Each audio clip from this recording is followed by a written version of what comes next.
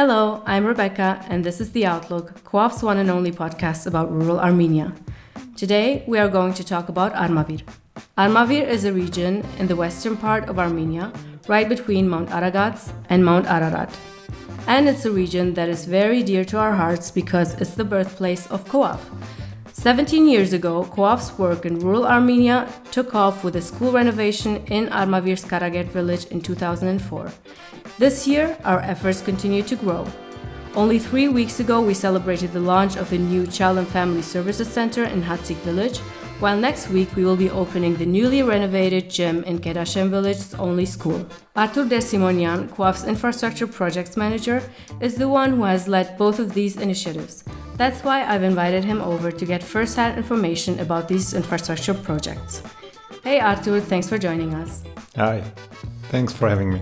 I've started in 2004 as a cashier and financial assistant, also VAT tax advisor, till 2020.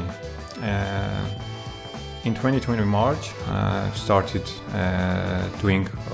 managing all infrastructure projects in Co-op till now.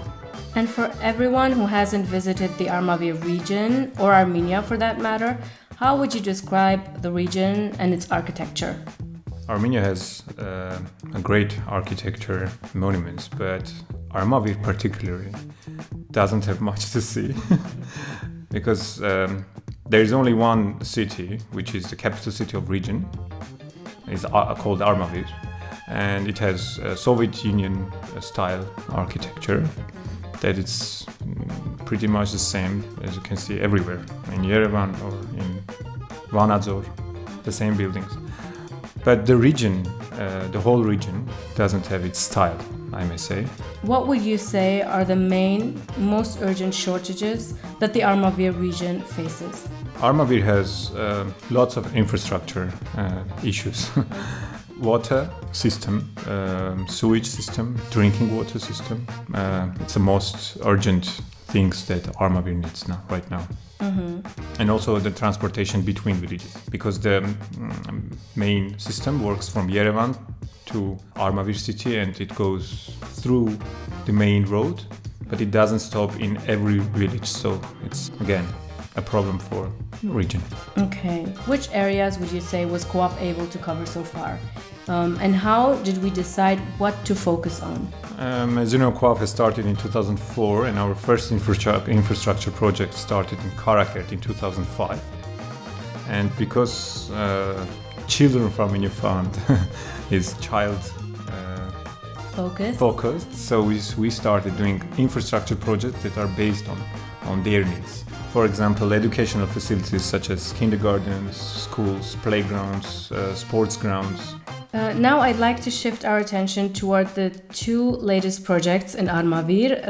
Let's start with the new Child and Family Services Center. Could you please tell our listeners about what the center is for and give us some info about its architectural characteristics? Before opening this new center, we had a child development center in Myasnikan village, which didn't offer the necessary infrastructure for providing efficient services. So we relocated to Hatsik village, especially considering that the village lacks a kindergarten. That's why we opened this new center. It offers more space, which allows us to consider the privacy of people who attend our psychological and speech therapy sessions. Because this is for children, you know, it's not a health center. Yeah, it should be to make it more fun. More fun. Yes, of so course. all rooms have different colors and we have used different materials also. For example, rooms are separated with glass walls and doors, and the floor is more friendly because it's vinyl and it's soft, not hard. Also, we have 3 rooms for social worker, and speech therapist and psychology treatment.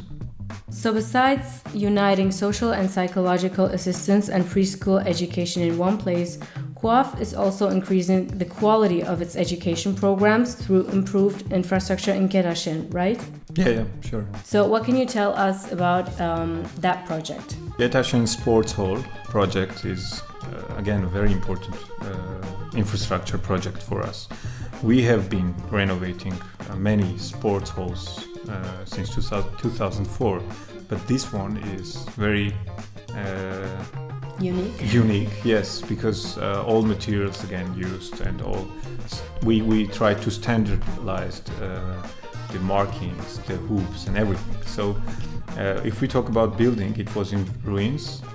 They didn't use this space at all because the roof was damaged and they didn't have changing rooms. We started in June this year, and so it took 4 months for us to complete the project.